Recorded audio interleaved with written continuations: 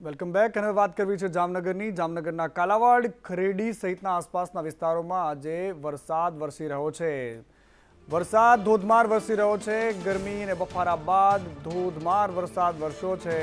રસ્તા પર નદી જ્યારે વહેતી હોય તેવા જબરદસ્ત દ્રશ્યો સામે આવ્યા છે। આ કાલાવાડના દ્રશ્યો છે જ્યાં જબરદસ્ત વરસાદી માહોલ અને માહોલ વચ્ચે આ પાણી વચ્ચે ફસાયેલું મંદિર છે। સહયોગી ઉપેન્દ્ર જોડાઈ ગયા છે ફોનલાઈન પર। ઉપેન્દ્ર, કેવો છે વરસાદ અને ક્યાં ક્યાં ઘૂસ્યા છે વરસાદી પાણી? જી, ચોક્કસથી જણાવી દઉં કે જામનગર પંથકમાં છેલ્લા 3 દિવસથી અનરાધાર વરસાદ વરસી રહ્યો છે।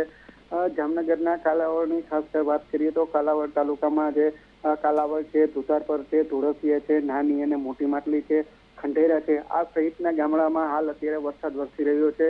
ઉપરવાસના સારા વરસાદના કારણે હાલ તો જામનગરની આજે આસપાસના નદીઓ છે તે પણ અનરાધાર થઈ છે। બીજી બધી વાત કરીએ તો હાલ અત્યારે હાલાર પંથકમાં પણ સારો એવો વરસાદ નોંધાયો છે।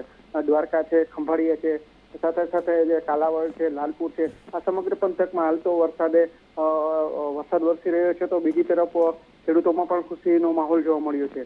શહેરમાં હાલ અત્યારે સામાન્ય વરસાદના કારણે અત્યારે બફારા બાદ ઠંડીનો ચમકારો જોવા મળી રહ્યો છે।